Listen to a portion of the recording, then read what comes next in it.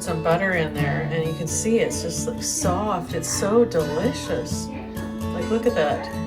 Like, great for sandwiches. This one, cut it open and make a sandwich, or like, or dip in balsamic oil and vinegar. I think it would just be perfect. But oh my God, I wish I could just give you a piece right now, but I don't have the car. All right, cheers.